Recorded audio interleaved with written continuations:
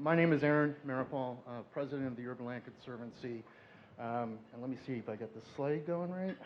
Just scroll. Oh, too fast. Okay. You guys see that photo there down in the corner? Recognize that person? I thought I would get that. Yeah.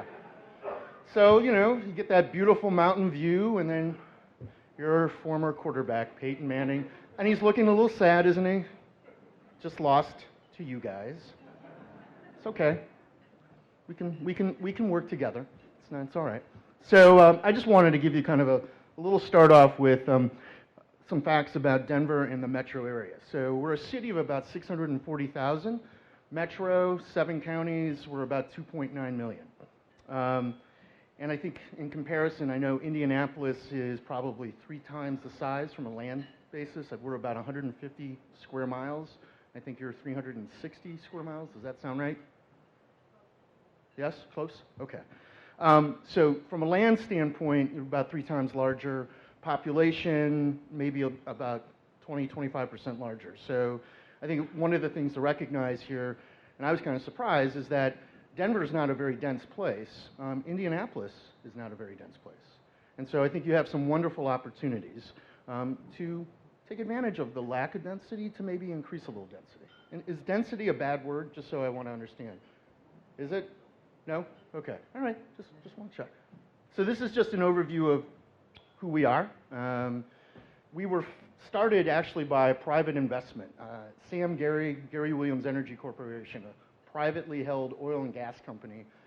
They had funded the P-Town Foundation for 40 years, and they saw a real critical need in the urban areas to replicate what was happening very successfully on the regional side and more in the rural communities and in the mountain communities around land conservation.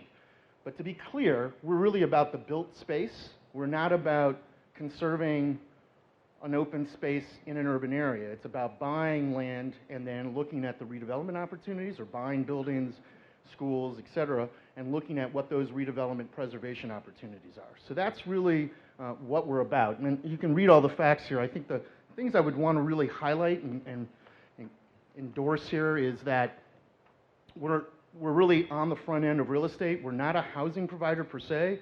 We're not a school facility per se. We're not a land bank per se. We do all of those things. And that's really because of recognizing the opportunities and specifically around transit, both high-frequency bus as well as rail. The last bullet down here, where we can you see that? We use a 99-year ground lease when we can. We use that ground lease. It's based on the community land trust model to ensure that what gets built above that ground is going to stay long-term community benefits. It could be affordable housing, again, it could be schools, et cetera. But that's really fundamental to our work, is to use the ground lease for long-term stewardship. To date, we've done $66 billion, close to, actually in the midst of an acquisition right now, so we're almost up to $70 million. So we took that seed capital from Sam Gary and the Gary Williams Energy Corporation, which was $10 million in cash and $5 million in real estate, so $15 million, and we've more than quadrupled that investment. Those investments have leveraged in excess of another $400 million in renovation, rehab, and redevelopment. So fairly impactful. I mean, there's certainly a lot more that we need to be doing, but I think just gives you, and this is over the last 10 years that this has taken place. All right. Here is our build out of fast tracks. So I'm going to actually, just so I can point to it. So downtown, right here in the center. It's a little hard, I can't point to it. West Line, out here.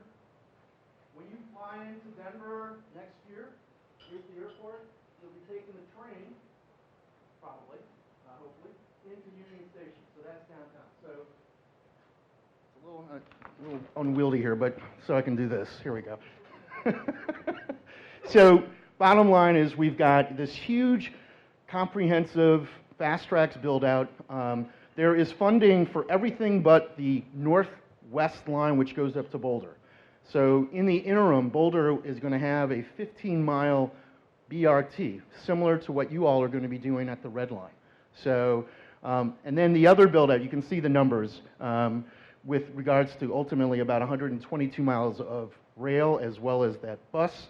Just to put it in perspective, 100 years ago in Denver, we had about 300 miles of rail. So we're not going to get there, but we are certainly making a significant impact. So if you can see, the other lines are under construction. The ones that are completed are in blue, and then it's been a little bit updated, so the west line, that west line is open as well. So there's 5 operating lines. Okay. And because Gary wanted me to talk a little bit about some of the affordable housing pieces in the work we do, here's just an overlay of the affordable housing in the metro area. And again, what you see is it's overlaid with the rail system, which is these gray. Those are all quarter-mile or half-mile around transit stations or on bus. Like the main one that cuts through the heart of the city is Colfax. And so that's a major bus line, which we call it runs every 5 to 10 minutes. So very, very critical. And you can see there's a lot of affordable housing along that corridor. What I would share with you is that even though this may seem like a lot, we're not even coming close to the need. So in Denver, we're about half of where we need to be. So here's a breakdown on the 7 counties of where affordable, and again, this is only rental housing, restricted, meaning it has some type of covenant. It's public housing, it's Section 8, it's tax credits, 9%, 4%, variety, and it's just rental housing, but it has some kind of restriction. So you can see where Denver County is. And again, Denver City is in its own county. We don't really have the benefits of other communities being a part of our county. So almost 9.5% of our housing is restricted affordable. And you look at the next closest community, and that's, or county, and that's Adams County. So total, about 57,000 units that are restricted affordable. We need, based on facts about studies, we've done study beyond study. I mean, I don't know how many more studies we need to do on this. We know there's at least 58,000 units shortfall of affordable rental housing. That is the shortfall for the region, and for Denver alone, it's about half that. Why is that relevant? So, talking about our TOD fund, here's the background. Obviously, big challenge for lower income households. We call it the H and the T, the housing and transportation costs. In Denver, it's over 60% of their income is going to housing and transportation. So if we can lower that transportation number and also lower their housing costs, we've succeeded in helping folks really get to their budget to keep things affordable for them, but also being along transit is key to them getting to their jobs, to school, etc. So again, I think there was clearly a need. We saw that need in a study that was done in 2007 by enterprise communities, ourselves, which called out, with the build out of fast tracks, by 2030, we would have a need of about 165,000 additional units of housing. Of that, about 40% would need to be affordable. So when I say affordable, do folks know, like, the AMIs, area median income, does that all make sense? So we're talking about households at 80% of area median income and below. That's what we're talking about on that. Just on that study showed that we would need 40% of that 150 plus thousand units would have to be affordable. So needless to say, we're a long ways from getting there, but this is the start. So the Denver TOD Fund took about 3 years of work. We had the study from 2007 making the case, enterprise working with us, working with a number of local banks, and they were key. So we had local banks, US Bank, Wells Fargo, who were initial investors in this TOD fund. Here's a breakdown of how the fund works. You have us at the top, taking the highest risk. $1.5 million is our commitment. And again, this is a total $15 million fund. You can see, again, it gives you the breakdown interest rate. It's a fixed interest rate, interest only, which is really important when you're buying land and holding it. And then you have, again, 90% loan to value. What we could use the fund for, it was focused on housing. It's not to say that other things can't come out of it. So in a number of cases, and I'll show you, we've had a number of community benefits come out of the work with the TOD fund. But really fundamental here was having patient capital allow us to buy sites, hold them, and then figure out what the development or preservation opportunity is. Do you ever folks know when we talk about non-recourse what that means? Would it be helpful just to, yes? I'm going to explain it. So, okay. This is really important. This was fundamental for our ability to move forward with this fund, was to get 63% of the funding to be non-recourse, which means we're not putting up our balance sheet for that. We're putting up our balance sheet for the bottom senior debt. 37% of the fund is recourse to the balance sheet. Everything else is non-recourse, which means it's going against the property that we're buying, okay? And so that's really critical. That took a lot of negotiating to get folks comfortable with that ratio, because most folks wanted to see that recourse being, the non-recourse number going dramatically down, and seeing recourse debt at, say, 50 or 60%. So that took a lot of time, but it was really important to have that. Why? Because it gives us some flexibility about taking that upfront risk and buying properties and holding them, knowing that there's going to be some time before development happens. Not in every case. I'll explain that too. This is just a look at, again, strategically where we bought our properties. So you're looking at Google Earth and looking down at Denver metro area. Again, the west line, number 18, you can see going out west, going down below. We were very strategic about where we bought properties. So 5 different transit corridors plus the bus line we bought property at. And that was also, I think, political, but it was also where the need was. If we had just bought in one neighborhood or one line, quite frankly, you'd have folks upset about, why weren't you up here? Why weren't you in this community? And so we were intentional about the 8 investments that we bought, that we made sure they were, again, throughout the metro area. And again, this is, I should say, in the Denver, because this TOD fund was only in Denver initially. Here are a couple preservation deals that we used the fund on. So I talk about land, but this was another key component. One of our investors, a national foundation, did what's called a program-related investment. So they lent money to the fund at about 2% for 10 years. And that was one of their key pieces, that they wanted to see preservation of multifamily, not land banking, but preservation of housing. So 2 different apartment complexes, one which we bought through a bank foreclosure, another one down below which was mixed use, and again in strategic neighborhoods. The one at the top is in northeast Denver, the one down below is on the Santa Fe Arts District, so central Denver. Here's the site I wanted to talk about where real lessons learned here. We call it Mile High Vista. It is 3 blocks from Mile High Stadium, where the Broncos lost to you last January. Anyway, but it's a great location. It's a neighborhood of change, predominantly Latino community, but it is gentrifying very quickly. It is less than a mile from downtown, so it's in a very strategic location. We bought a parking lot, a little over 2 acres, and in that development, what drove the acquisition was down below, the Corky Gonzalez Public Library. The library folks had bond money, but they were not in a position to negotiate and buy a property. We were able to work with the owners, who were quite challenging. We had some environmental issues, so we had to do some escrowing of closing, and it got a little complicated. And we had brownfields, so we did about $500,000 of environmental remediation. And we built a swimming pool underneath the driveway. That swimming pool is for water detention. So we have some archaic water detention law. We have water laws in Colorado that are crazy, but you gotta deal with them. And part of it is you can only detain water for a certain period of time, and then you have to release it. So the most expensive part of the infrastructure work that we did was this Olympic swimming pool underneath the driveway. So that was about $400,000 of about $1.2 million in infrastructure.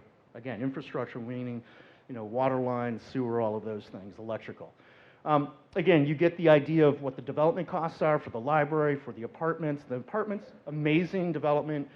Folks from Indianapolis who got to be on the tour, I think, were impressed. Is that fair to say, guys? I'm looking at you. Yes? Yes? Okay. All right. 80 apartments, all permanently affordable, financed with 9% tax credits. And then you have the Corky Gonzalez Library. We have one more piece of the site that will get developed. But right there, you have to look at the end of the story, the number of jobs created. So you have 125 construction jobs. Can you guys see that? Or am I blocking it? You can see it? Okay. All right. I'll move back. And then 65 permanent jobs. So the folks that are working in the affordable housing also has 10,000 square feet of office space. The library has a bunch of employees. So we're creating jobs. That's one of the messages I really want to, again, you'll see some more facts on this, but it's really important when we talk about this work. there's the economic benefits and economic development that we're bringing to the table that, quite frankly, would not happen without us being at the table. All right. Here's our largest site, and it's the largest, it was the most expensive acquisition. Park Hill Village West sits right on the east line, which will, again, when you come in from the airport, you'll be able to see the development happening here. So critical site. The first phase is a 4% tax credit deal, which means that is not competitive, meaning that it's a lot easier to get the financing. However, there's a much bigger gap. So when you look at like that previous deal, Mile High Vista, and the apartments, the 9% tax credits is what financed that deal. So you have a lot more equity in a 9% deal than you do in a 4% deal. Does that make sense? So the 4%, the gap here, you have to build larger, meaning 156 units, and you have to find some other subsidy. And this, the development partner found about 4 other levels of subsidy to actually make this deal work. So we still have 2 more phases down at the bottom here that we're going to be working with the community on. And that's one of the things I would also want to emphasize in our work. It's very focused on how to engage community. So we can buy a property and we may think what's best, but if we go ahead and start moving with the development without community engagement, without folks at the table, stakeholders, residents, other business owners in the community, if we're not engaging them, we're failing in our mission because they have to feel engaged in this work as well. This is, I think, what I think our trophy, our highest claim of success, because this has won a bunch of awards. And it's the first full cycle of the TOD Fund. We bought a building with a Kwanzaa hut, and that may look like an existing like old building, a warehouse building, but that's actually new construction. That's brick. And it won a bunch of awards because of the development and using brick. And in fact, again, for the folks that were able to go on the tour, a lot of people think it's an old warehouse that was built 100 years ago. And in fact, when the fire department came out to do final inspections, they asked why we had blocked up the windows on the side. You know how you get the blocked brick on the... And that was done, again, from a design standpoint. So we had to make them understand this is new construction. So again, why it was so important and successful here is it sits right across the street from a major line, which is the Evans Station line, and that is the line that connects to downtown out to the southwest suburbs.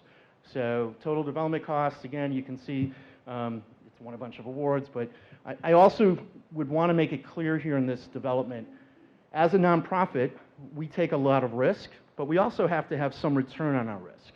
So the bottom piece here shows kind of the breakdown of investment that was made and then what our return is. So we had a 10% return on investment. That doesn't happen at every site, okay? But here, we chose a partner up front. We knew it was going to be very successful. They got their tax credits in the first time they applied, which is a rare occurrence in Colorado. So this moved really quickly. Okay, so what's the economic impact of doing new construction, and again, this is and preserving affordable housing along transit? I was asked to shed a little bit more perspective on this because, again, making this case, this is a study that was done by the National Home Builders and Dr. Elliot Eisenberg, an economist, chief economist who used to work with them. But we've been doing this partnership with the HBA for the last 5 years. This is the 3rd study. And again, we looked at both multifamily new construction and also rehab. But this piece is just looking at new construction, 539 units a year around the transit corridors in the metro area. What does that mean in jobs up front? What does it mean in jobs as a whole and in the trades? And then 22 jobs as far as that are from the business professional side. The other piece is just looking at the ongoing annual effect. So as you can see, I'm going to go back here. Local income for that first year, what it means on local, almost $52.5 million, what it means in local taxes, what it means in local jobs. So we bring it down for ongoing years after construction. And then here we see what it means after the first 10 years, that 539 units of affordable housing, what it means. 210 million in local income, local taxes, 26 million. And then obviously along with over 1,000 jobs in construction and over 200 permanent jobs. That's just those 539 units in 1 year. So in Metro Denver, when we look at the cumulative impact of doing 539 homes, rental apartments, new construction, and preserving, rehabbing existing, that's another 300 plus. We look at that effect at just transit corridors, that's almost $600 million in the local economy in 5 years. 7,300 jobs, that's construction and permanent jobs. That's just, again, that's new construction and preservation of existing multifamily housing, and we're ensuring the long-term affordability. There is a strong economic story here that's really important. So I think when you talk about the future of the Red Line and the opportunities, I want you to really think about the economics of it, because it really does pay. And that's one of the challenges I think that folks have in the housing community, especially in the affordable housing community, and quite frankly, even in the market side. I think a lot of times market developers don't realize the amount of risk, but also what is the real economic impact that affordable housing brings. Positive income, positive to the community. So, you have the chance. See, I can be deprecating. I can recognize a winner. So you have the chance, Indianapolis, to be successful. I think you have an incredible amount of talent here. I mean, the knowledge, and just in my day here and going on tour yesterday, and then with the folks that came out on the tour, I was really impressed with knowledge, collaboration, how people talk about the transit work that's happening with the Red Line. I think you have the case for a very, very successful TOD fund. And with that, thank you for letting me talk. All right. Is that good? All right? Okay. So I realized that I failed to introduce myself. So I'm Brad Willoughby. I'm the acting director for DMD, Department of Metro Development here in the city. And again, I'll be up next. But first, I'd like to introduce Gary Reeder. Gary is a VP of BMO Private Bank here in town, longtime downtown resident, was served on the board of a couple nonprofits, including People for Urban Progress. And we have, through the Plan 2020 effort, we have a fellowship program that has brought Gary on to study exploration of developing a similar fund for Indianapolis. And so Gary's going to talk briefly about that. Gary?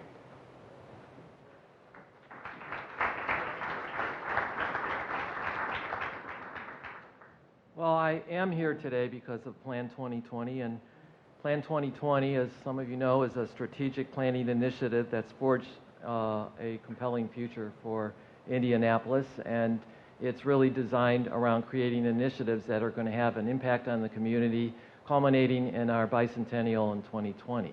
And one of those initiatives was to create a city fellowship program.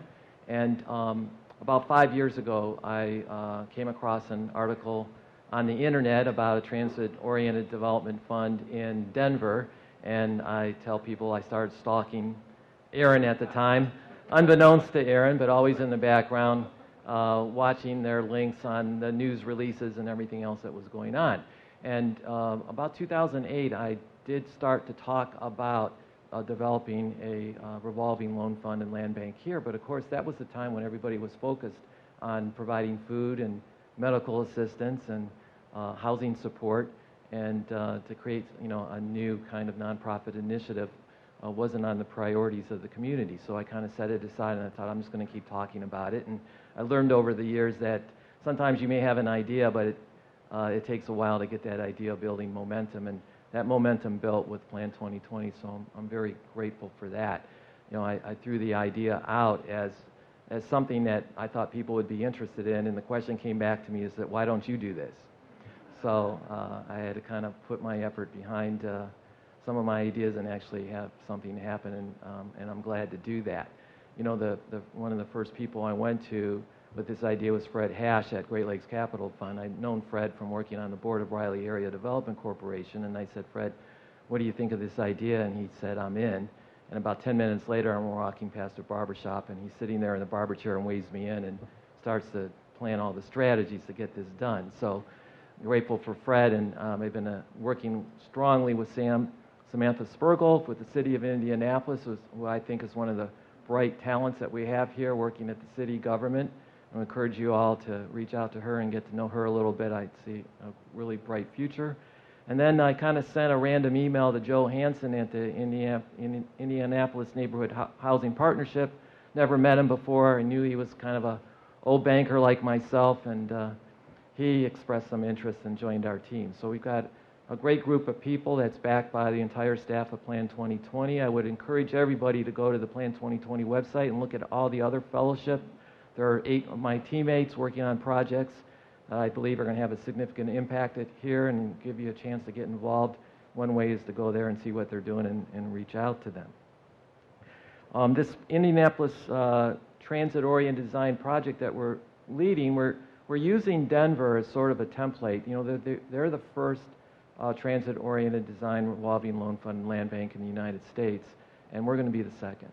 And we've able to reach out to Aaron in order to get both the good, the bad, and the ugly about how to design that program. And you know, if you speak to Aaron, he will tell you that when they started this fund, and you see all the emphasis on affordable housing, and we're going to expand that here in Indianapolis, and it's going to be opportunities for retail, commercial development, and we're going to work with these communities to determine what is best to bring activity to a neighborhood that's going to support vibrant communities and along all these transit stops. And I'm very excited about that and changing the quality of life and having an impact and able to do that here. As I'm a private banker, and if I came to you and said, I'd like you to give me $15 million, and I'm going to put that in a fund that's combined with all the other transit-oriented design activity here and generate $500 million of impact. In our circle, that would be called a Ponzi scheme. But in this situation, it's going to be called a huge result. So I think, you know, that's what we're going to do. And if you even break that $15 million into the buckets that he lined up there, we're asking banks to contribute $5.5 million, foundations, endowments, and state agencies to do $5.5 million, a very patient, well-capitalized nonprofit to set aside $1.5 million.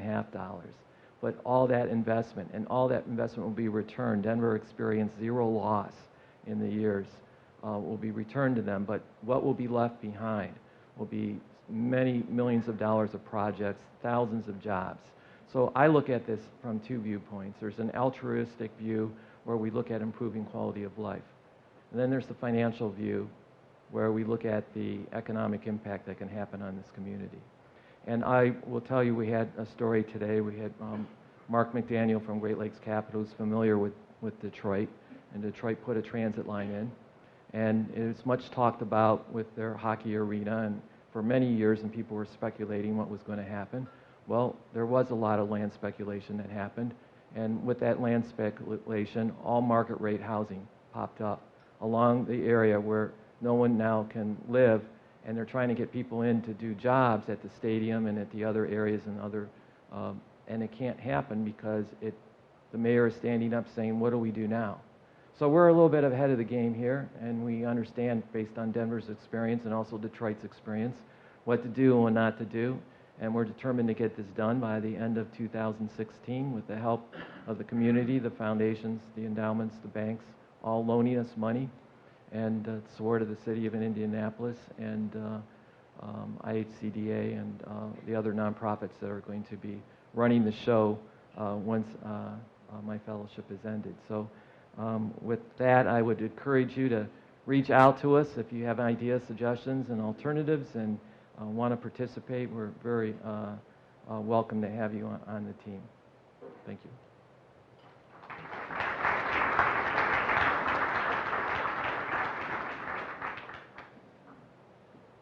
All right, so speaking of getting prepared for transit, many of you in the room know that the Metropolitan Planning Organization has worked on a strategic plan for transit-oriented development. Many of you have probably seen a presentation on that. Indianapolis is actually adapting that, adding a little bit to it, and adopting it into our local comprehensive plan.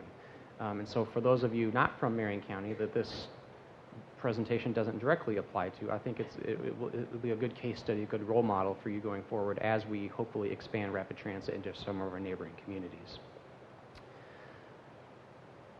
So why are we really focused on transit-oriented development and the type of neighborhoods that transit-oriented development looks like?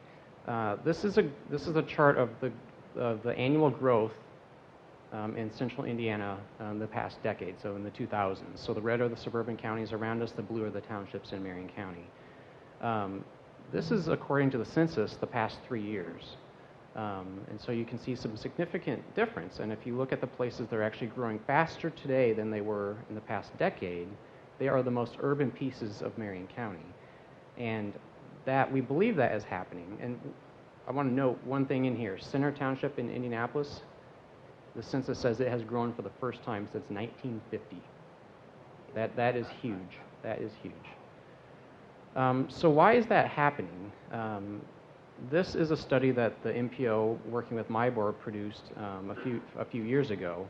The blue bars are places where types of neighborhoods people currently live in. The red is where they would like to live. And the three groups of bars there on the left are single-use type of neighborhoods. And so rural is the furthest left, and then you've got suburban housing only, and then city housing only.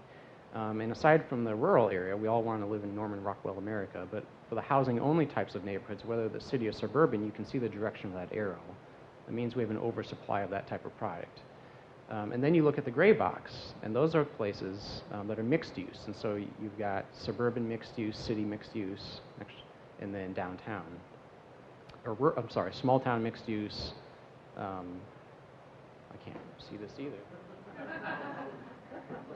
Small town, suburban mixed use, such as City Center Carmel, and then downtown CBD type of environment. And you can see the directions of those arrows. And so that is why you see lots of the suburbs investing in urbanizing their hearts, and that's why you see downtown Indianapolis exploding. That's consumer preference. Now, for me in Marion County, what concerns me is for the most part, this is Marion County. We've got some exceptions. We've got some mixed-use places. But for the most part, we have lots of single-use housing-only type of neighborhoods. And then we have downtown. And so as a city planner, this concerns me that we don't have the product that the future is starting to demand. So why is the future changing? Obviously, we all have heard about millennials. Millennials are now the largest demographic driving the marketplace, and they have different types of preferences. This is a graph showing the childless households and the projected growth in the central Indiana region. And you can see that most of the household growth in central Indiana is due to families or households that do not have kids. That speaks to a different type of neighborhood, a different type of housing product. And in fact, over the past decade, 90% of the central Indiana growth in households was due to childless couples. So that is where our growth is, and that is not the large lot types of neighborhoods that we've been building for the past few generations. So that's why we're interested in trans-oriented development. And so I mentioned that the TOD strategic plan was originally prepared by the MPO for the region. It talks about every single of the Indy Connect lines across the region. Indianapolis is taking the red line piece of that for the Marion County stations and actually adopting it into our comprehensive land use plan. We are also adding an affordability piece, and I'll talk a bit about that in a second. Now, we're doing that right now. It actually goes for adoption in 2 weeks in front of our Metro Development Commission. And we're doing it now because we, as a community, will be applying for construction funds from the Federal Transit Administration next month. And to get funding from that pot of money, there are 6 buckets that you're scored on, and each of them is weighted equally. 2 of them have absolutely nothing to do with the line itself. It has to do with the neighborhoods and the land use around it. And those 2 buckets, we, as Central Indiana, Aaron mentioned our density differences, even compared to Denver. We don't particularly score very well on those 2 types of buckets because of our density. That's just the way we've developed. And so this plan is to demonstrate that Central Indiana, Indianapolis in particular, is starting to take a walk towards transit-oriented development. So that's why we're doing this right now. Now, I mentioned this is the start of a walk, and this is the start of a walk. In 2015, this year, we will be adopting this TOD strategic plan. It has a land use piece. It has a housing affordability piece. That will be followed up next year by a complete countywide update to our land use plan, in which we will actually identify overlay zones around the transit-oriented stations. So we'll be going out to neighborhoods and delineating where we think we can increase density. We also, in the budget, have, at the moment, parked support to fund a countywide housing strategy, something we have not had for a while.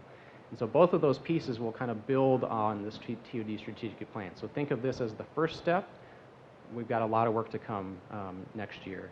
And then in 2017, pending the council passing Indy Rezone, we actually have new mixed-use district tools in our zoning toolkit, where we can actually go out into those areas we've delineated for TOD to actually do the rezoning, the district scale rezoning to enable transit-oriented development densities to happen.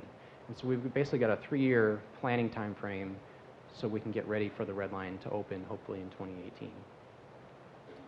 So in the TOD strategic plan, and this piece is replicated for the suburban counties, and so I'm only going to focus on Marion, but if you're from the suburban county, the MPO has this for you. But basically, I mentioned that MyBar survey. We know the consumer preference for a walkable type of neighborhood, such as that provided by TOD. We know roughly how many households we expect to be in our county, in our region, and so we can kind of extrapolate how many units of walkable type of neighborhood product that we need, such as that provided by TOD. And so we've got that information in the plan. And then we have gone through, for every station area, a list of 19 different variables. Some of these speak to the market strength of a station area. Some of them speak to the physical readiness. So does it have sidewalks? Does it have crosswalks and things like that that make TOD feasible? And so each station is graded against these 19 different variables, and you end up with a heat map that looks something like this. And so this is where we believe that there's the strongest potential to invest in transit-oriented development. And you see that dark red there in the middle, that's the red line phase 1. And so this is one reason why the red line phase 1 makes the most sense to start with, because we believe we can have the most impact in our community. The plan also comes up with an investment strategy, and so it scatter plots that physical readiness of the site versus the market strength, and it kind of comes up with 3 different types of investment schemes that we might have for these neighborhoods around the transit stations. And so some neighborhoods are ready for transit development. They've got the physical, the site's ready, they've got the walkable streets already, the market's already there. Government really doesn't have a big role to play in those types of neighborhoods. There might be some investments on connectivity. This is really where we need to preserve and introduce affordability. The middle tier of types of neighborhoods are really a government sweet spot, and that's where they're almost ready for TOD to take off. Either the market's almost there or the site can just use a little bit of help. And so that's where we really focus on those connectivity investments, or that's where we focus on the catalytic projects that really catalyze the market to take over. And then you have some stations that have a soft market and they really don't have the physical, they were not developed in a way that accommodates transit-oriented development. And so in those neighborhoods, the strategy is really to plan and partner with them. So we're starting to work with the neighborhoods, doing some initial planning, some visioning, getting them ready to move into the catalytic project type of phase. And so each station in the red line system in our plan has been assigned one of these strategies from which we can respond. The plan goes on to actually, for every single station, to assign it a different type of typology, different land use typology. And this is probably hard to read, but basically you've got 6 different types of typologies. Central Business District, those are downtown Indianapolis. Higher densities, obviously, lots of mixes of uses. Step down from that is district centers, such as Mass Ave, such as Broad Ripple Fountain Square, Carmel City Center, or Nickel Plate District and Fishers might be one of these. And so those are a step down from CBD.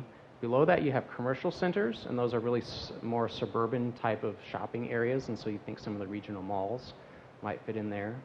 Then you have walkable neighborhoods, and there's a lot of these in Marion County, and you think 40 or 54th, 52nd and College, those types of neighborhoods where you've got a cluster of mixed use surrounded by some pretty dense types of neighborhoods. The blue there is a regional campus, and so you think either a suburban office park or an educational institution, Ivy Tech. At Fall Creek and Meridian would be one of those. And then you have what we're calling access stations. And these are stations that we really don't see a lot of TOD potential, but they're important to have for some reason as part of the system. And so our strategy here is really not to focus TOD investment, but it's to prevent more auto-oriented type of uses that would kill off TOD potential in the future. So every station in the system has been assigned one of these typologies that will inform our planning going forward. And this is what the system looks like. So north is towards me, south is Greenwood's over toward the speaker there. And then for every one of those stations, we call these cut sheets, but all of this information is consolidated by station. And so you see how it graphs against the 19 different variables. And then you have some kind of sketches about the typology, what it might look like. You have a land use inventory, We have a publicly owned land inventory, which speaks to affordability. These are the parcels that we might be able to snag up pretty quickly because we either own them or could own them. And then it talks about the pluses and minuses of the different tools that we might have for financing them. So every station has one of these cut sheets. And then the affordability piece. So this is the piece that we have done in-house in DMD. And again, this is kind of a stopgap measure until we get that housing strategy done next year. So basically, it confirms how DMD has allocated federal community development investments in the past couple of years, and that's to focus them along our rapid transit lines. And it does set the stage. It also conveys to the feds that we're a different type of affordability market. We are routinely one of the most affordable housing markets in the country, but we still have a cost burden issue with many of our families. We really have an income challenge, more so than an affordability challenge, but obviously they're directly linked. And so the feds in the federal scoring system, they're really looking for tools that do not apply here, that apply on the coast. And so we're trying to convey a different story, that our affordability challenge really relates to economic mobility. And this line is incredibly important because it connects 169,000 jobs and more than 80,000 higher education seats in our region. And so the affordability strategy speaks to exploring 4 types of neighborhoods. So there are some that are very affordable right now, and people don't have a challenge paying for them. So those are pretty stable neighborhoods. And then there's some that have very low affordability, and people are having a very tough time paying for them. And so that's a different type of strategy. And then you have places in between. So you have places where housing is very affordable, but people are still having a problem paying those costs. And that is really a job economic opportunity challenge. And then there's some that are vice versa, and that's where we really play our sweet spot with our federal community development dollars. So all of that information is online at plan2020.com. You can download that. The regional plan is at indympo.org if you want to look at what the plan is for the suburban counties. But everything that you see here, you can download at plan2020.com. All right, and with that, I'll ask everyone to come up. Jeff Kingsbury, who actually is the author of much of that TOD strategic plan, is going to be our moderator, and we'll be happy to entertain some questions. I want to start off first with this notion of density. And Aaron asked a good question, sort of, is density a bad word? I think the people in this room would agree that it isn't. In large part, we're the choir. But I think there's a lot of people in the region that do consider density negatively. How many people would agree with that? So yeah, I think that's probably true. One of the challenges that we've had as Indigo and the MPO sort of have gone out to talk to the community about transit and the viability of that within our region has been this notion that we're not dense enough. At 400 or so square miles, for example, Marion County and our population base and stuff, we just don't have the pattern of land use that would support transit density. We also don't have the physical barriers like a Denver does with the Front Range and such. But and to be honest, when we started that work, which Brad showed you some examples of, I kind of came into it with that bias, is that, well, I'm not sure we really have the density to pull this off. Looking at a lot of case studies of successful communities that have deployed transit. But I got to tell you, my opinion changed once we looked at the data. And it wasn't, the key, I think, is not looking at density on a regional or even a county-wide scale. You have to look at the density of where the transit corridors are going, okay? And it's not population even density or household density. What it is job density. Because as anybody that's involved in sort of transit planning will tell you, is that most transit trips are job related. In fact, 60% of transit trips are related to jobs. So connecting people to jobs is the most important part of a transit strategy. Brad hit some really important numbers in terms of the number of jobs that are within a half mile of the red line.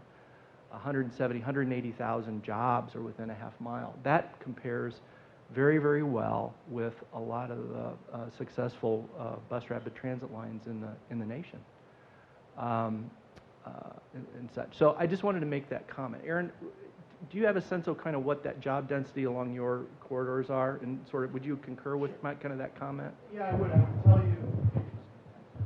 I would say that on the rail side, a lot of where rail came in was not in high dense areas except for the downtown section. A lot of it was following old rail line that was in a very kind of unincorporated or light industrial area. So the bus has been really key because those bus lines are on the most dense corridors. And so we have made a real intentional effort in when we're buying property to be clear that we need to be looking around. And I didn't get into it, but that Mile High Vista site, which has the library and the mixed-use development, is on a high-frequency bus line. It's right there. 2 different buses stop on either side of that block. So that's been really a core piece. That density is really on that bus side. Sean Northup with the NPO. Thanks, Jeff.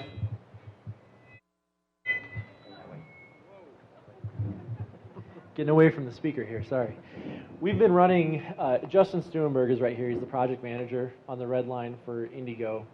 He's got a tough task ahead because the application for phase 1 funding, that's construction costs from Broad Ripple to the University of Indianapolis, is due on September 30th.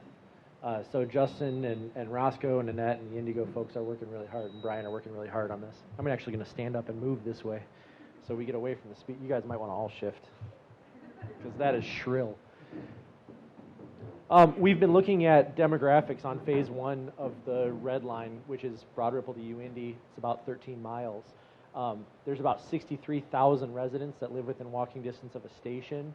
There's about 60,000 college students that go to school within walking distance of the station, and another 50 to 75,000 grade school, secondary, post-secondary school students that go to school within a half mile of the line.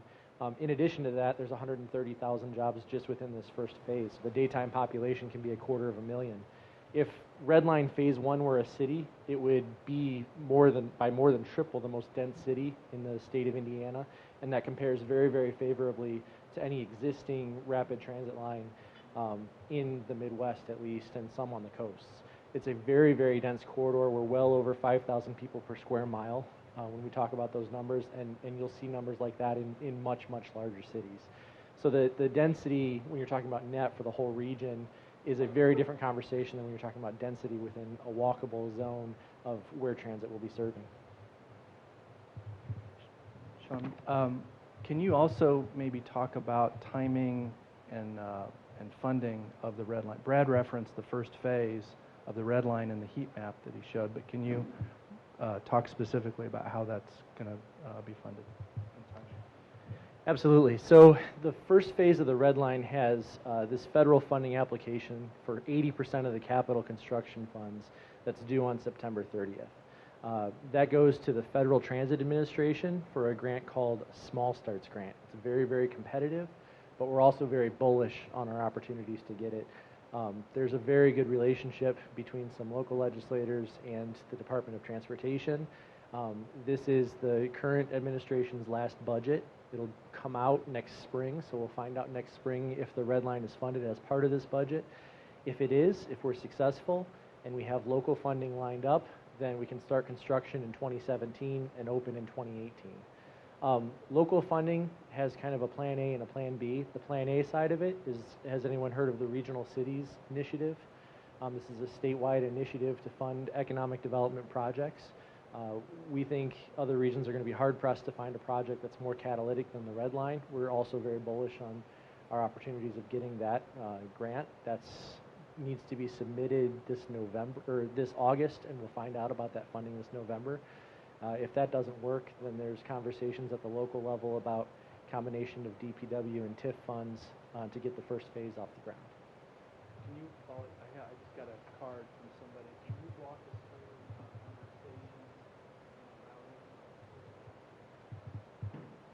Justin's going to have to shout out the number of stations on the first phase. 22 stations or so. Let's start at the north. So it's on College Avenue in Broad Ripple. The northern end of it will be at 67th Street, kind of where the new development is on the north side of the canal, just north of Broad Ripple there. where it'll head south on College. It's in a dedicated lane in the center of College Avenue until it gets down to 38th Street with stations at 54th, 52nd, 46th. It then turns onto 38th Street, stops at Park, and then turns onto Meridian Street, where it would have a stop just south of 38th Street, and then basically it stops every half mile on Meridian Street in a dedicated lane with stations in the center until it gets down to 18th Street. So it stops right outside of the Children's Museum. It would stop right outside of Ivy Tech. Then it would turn at 18th Street, go right to the front door of IU Methodist Hospital, which is rebuilding their facilities for $1 billion. Then it would turn southbound onto Capitol Avenue, where there'd be dedicated lanes on the west side of Capitol Avenue, both north and southbound for the bus, where it would run until there's stops every half mile or so there until you get down to the State Capitol building. Then it turns onto a one-way pair of Maryland and Washington, stops at the brand new Downtown Transit Center. If you haven't seen that, it's a very, very cool building. Then turns southeast onto Virginia through Fountain Square to Shelby Avenue, and then on to University of Indianapolis. Overall, there's stations about every half mile. There's not a lot of gaps on the line where people won't be able to get to one station or another. But at the same time, the bus won't be stopping every couple of blocks like local service does. And this one might be best for Brad, but I'll defer to you guys. So one of the questions that we got was developers and private investment occurs along transit when there's some surety that that transit service is going to remain, which is why you don't see transit-oriented development along local bus routes. You can just kind of pull a sign up and it's subject to change. So how do we, through a bus rapid transit system, give some confidence to the market that we can kind of bet on the future of transit investment and providing that important access? So really the only difference between light rail and BRT is that it's harder, you can't chain vehicles together. Justin will say this, you can't chain 6 buses together and have a single driver. But otherwise you have a dedicated lane, you have a special bus, you have a level platform, you have a station that's not just a stop with a sign, it's actually a station that has a cover, and it has off vehicle ticketing, it has all the things. You can't just reroute the bus because all that station infrastructure is in place, just as it is with light rail. And so what we have seen from research, some of which Jeff has done from across the country, is that BRT has similar economic impacts from light rail, again, because you cannot just move the line. It's tied to those stations. It's got level boarding. You can't just pull it up to any other curb and load people. And so it has similar permanency. Yes, it can deviate if there's construction work or something. You can deviate for a block, but it still has to stop at those stations. On the Denver experience, because you've got a lot of rail. Yeah. Yeah, so I think what we've seen is, again, the rail build-out was really in low-density areas, and in fact, certainly for developers knowing, and I didn't get into a lot of it, but we had a ballot initiative for the seven metro counties back in 2004 that approved the Fast Tracks funding, which was originally $4.7 billion. Now it's over $6 billion that it's costing. But after 2004, the world changed around these transit corridors, and yeah, there was a lot of speculation because it was fixed rail. We knew that was coming. But the same thing because of the BRT piece, which is connecting to Boulder, folks are looking at it no different than light rail because it's fixed. Great. I've got a question. So Gary, and I really appreciate your leadership on this through the Plan 2020 process. I think the whole fellowship idea is just brilliant, but also appreciate somebody, like you from the private sector really taking this opportunity to give back to the community. So as you did your stalking of Aaron, what were the biggest lessons learned that sort of you pulled away that you felt would be applicable here or that maybe wouldn't be applicable? So kind of how do you sort of transfer the lessons learned from there to our context here? I think Aaron, focus was primarily affordable housing, and I think, and also engaging the communities. And I think we're going to engage the community, but that's not going to be our only focus. And I think that's going to extrapolate into even a greater economic benefit because there'll be more job creations and there'll be more needs of these neighborhoods that are met because we're going to make sure that we understand, what a vibrant neighborhood needs, and then we're going to apply those standards to the kind of development that will go along these transit stops. I think that we're going to make sure that there's some pre-funding up front so that what we need is a very patient, well-capitalized nonprofit, and I want to make sure that that patience is not turned negative by the fact that they have to wait till they get paid, which will be when these development projects start going online and they can get their 10% of the developer fee. So I want to make sure we raise that money up front to make them, this organization that will step up, comfortable that they're going to be ahead of the game from a financial perspective.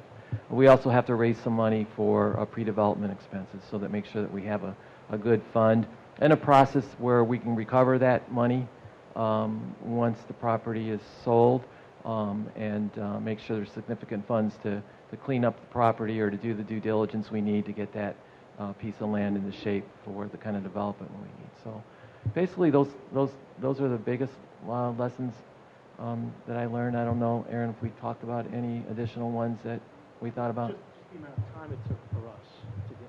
So I think big lesson is, it took a long time for us. We closed on the fund in a very different time in the economic downturn. I mean, we closed on it in 2010, but leading up to 2010, we had a lot of negotiating back and forth with a number of the different investors. So I think right off there's a lesson of just saying, can we cut that 3.5-year process down to you just put it out there. By the end of 2016, this fund's going to be up and running.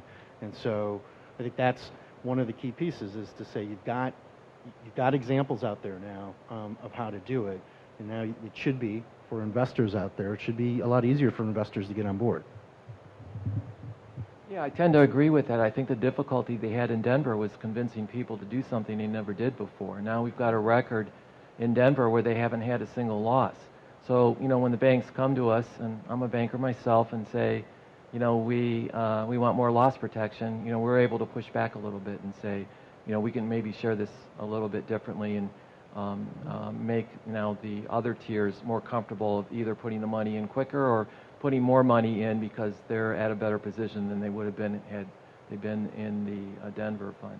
Also, I think in Denver, for example, there was a foundation out of Baltimore that kind of turned you guys down because they were risk averse, and after some conversations, it's possible that we can go back to some of these national foundations, and they're going to step up too because they've seen what happened in Denver, and they kind of feel like they maybe made a mistake based on the results, and they've learned something as well. So I think we're going to see some national foundations come in here and participate in what we're doing, and that's going to encourage some of the local foundations to think about project-related investments and project-related loans. And we don't do a lot of that here, and people don't understand. It's kind of astounding to me that I can go to a foundation and say, I'd like you to lend us money, and they say no, because we only do grants.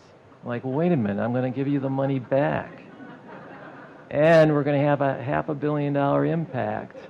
And so, it's just a change of philosophy. We have to work on it here, and I've seen Aaron do it, and the foundations in Denver are willing to talk to our groups here because they ask the same questions. The one foundation in Denver created what they call a recyclable grant, which looks like a project-related loan, but it's not, and it also qualifies under the IRS for their 5% minimum distribution requirement.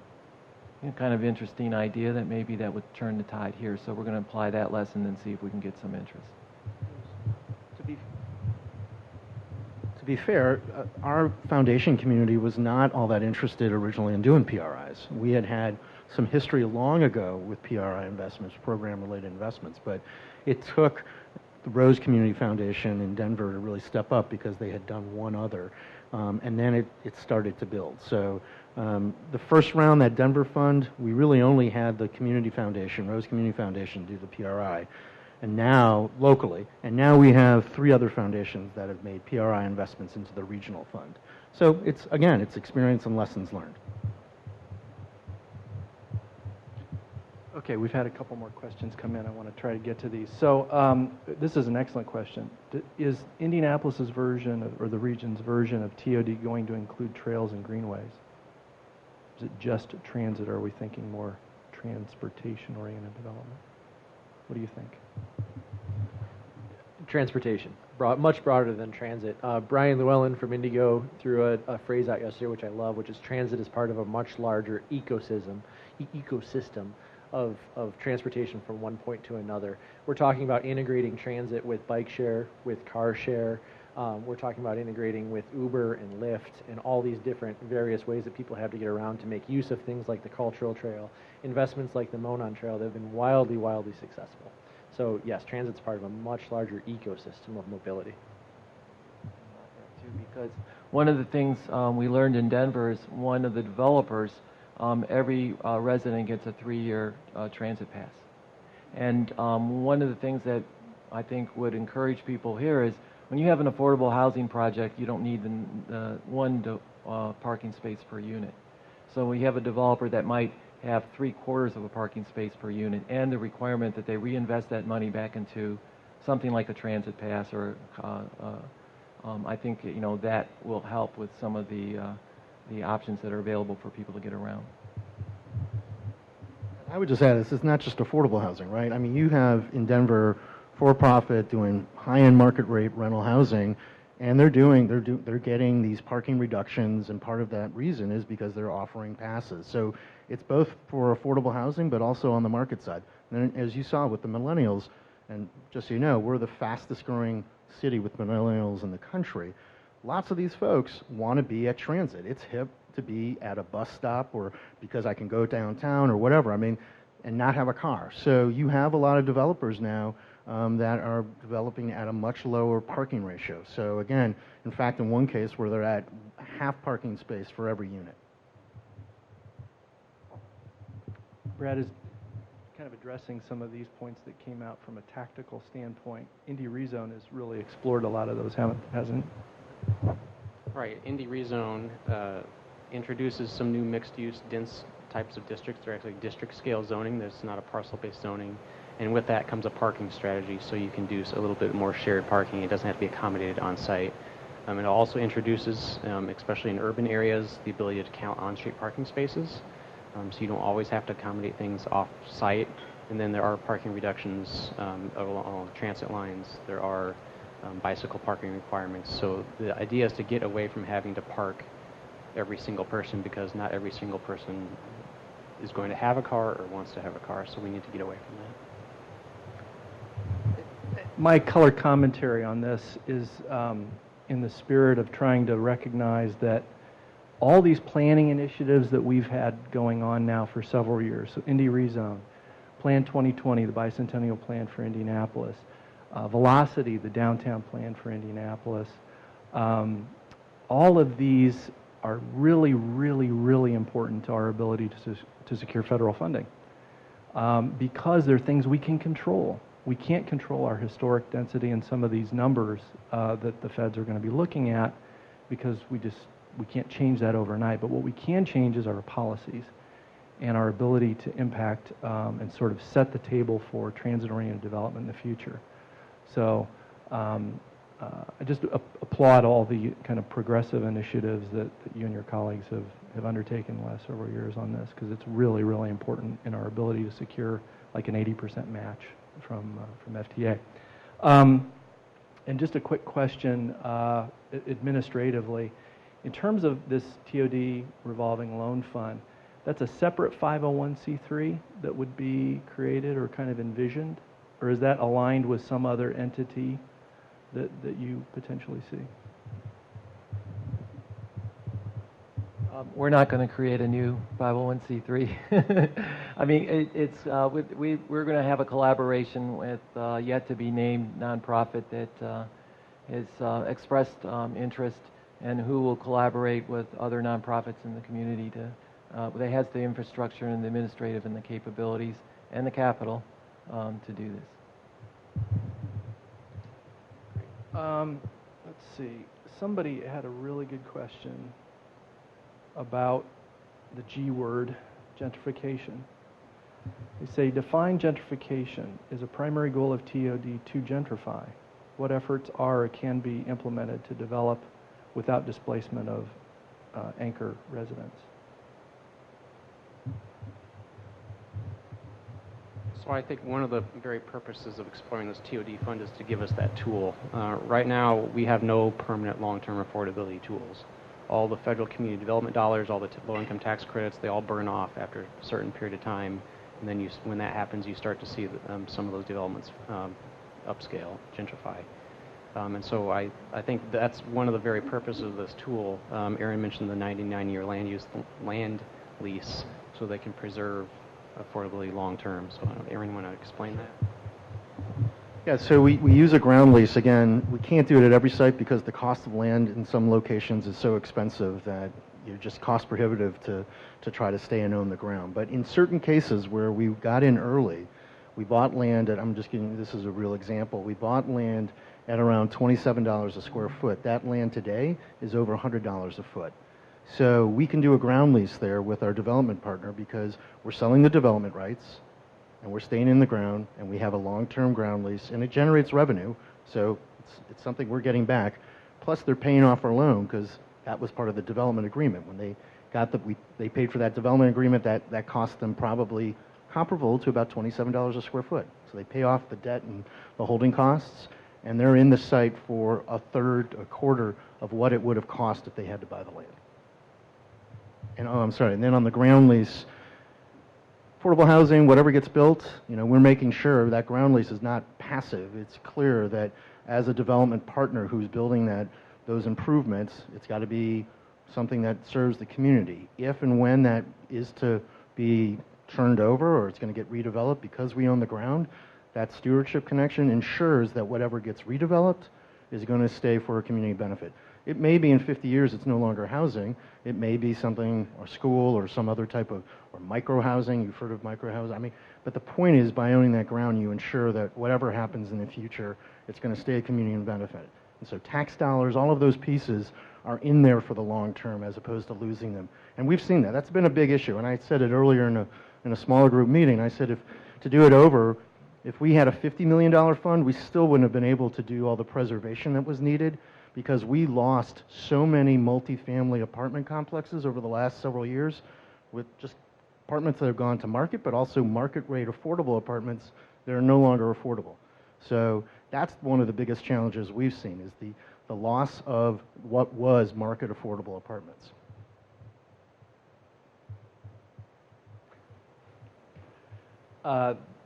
This is a good question because it's sort of forecasting what we're having to deal with here relative to Denver. So, Aaron, when was Denver undergoing a change in political leadership in the mayor's office and kind of elsewhere when Fast Tracks was being implemented, and sort of how did you do that and ensure that this didn't become a political football and that endured kind of over time and transcended the political BS, to put it lightly? We're all friends. Come on. Yeah, I would say the first piece was that Fast Tracks initiative that passed in the 7 metro area, and that did get bipartisan support. It had the business community in support, so that was number one. And then I think with the TOD fund, getting through the BS, I think was, one, as I said earlier, we were very intentional about where we bought property. So we didn't just buy in one neighborhood, we bought in a number of different neighborhoods so that council members who represent different neighborhoods could say, okay, you're in this neighborhood, or you're not, or in some cases you have that NIMBY perspective, right? Not in my backyard. So to offset that, we're not buying 5 different sites in that council person's district. We were very intentional to spread it out, as I said, on 5 different lines plus a high-frequency bus. So we've got a few more minutes. I wanted to just kind of open it up in case you didn't get a chance to get a card. Are there any questions just from the audience that we can answer from the panel at all? Okay. Seeing none. Any parting comments from the panelists? Seeing, Sean?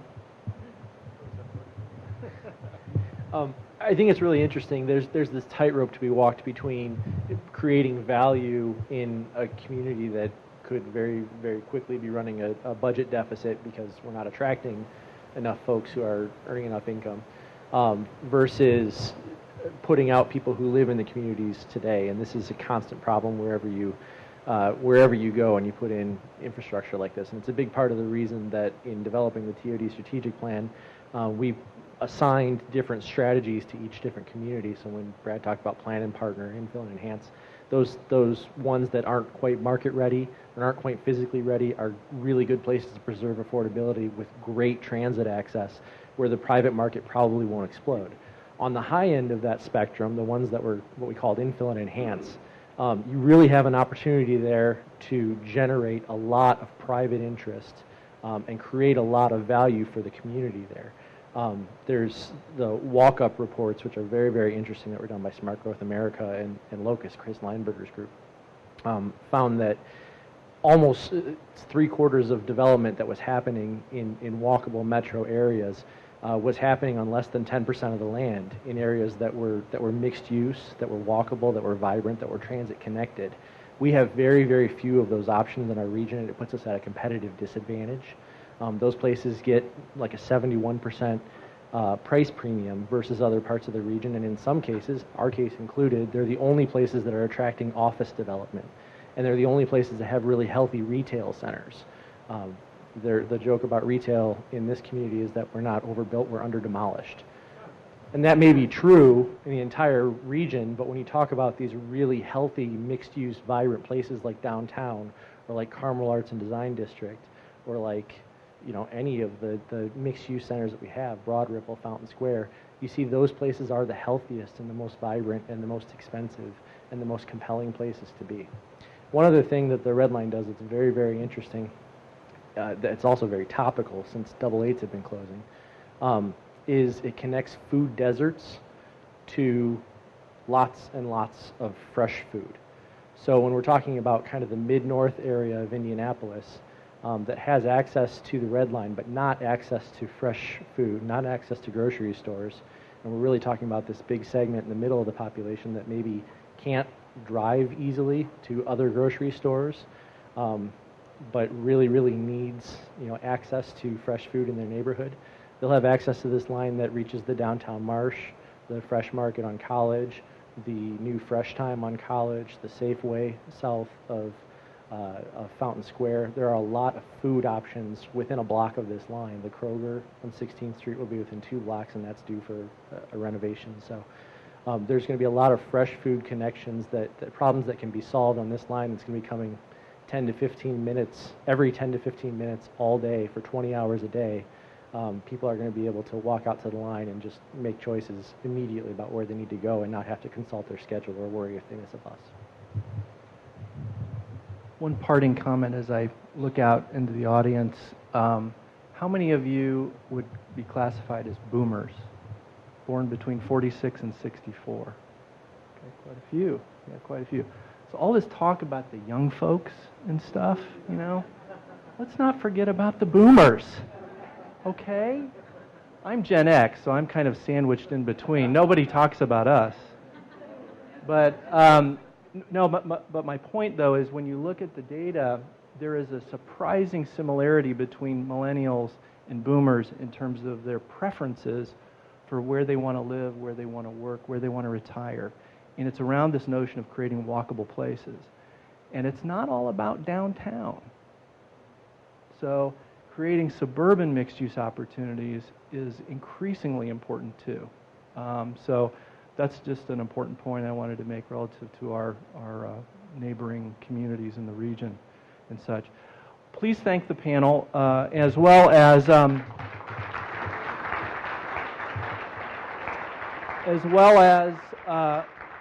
the Great Lakes Capital Fund, Plan 2020, BMO, Indigo, INHP, and LISC. Great partners. We see them all the time supporting these kinds of programs. And a special nod, because I've been a member since 1988, the Urban Land Institute, and thanks, Jennifer Milliken, for all your organizational support on this. Have a great day, everybody. Thanks.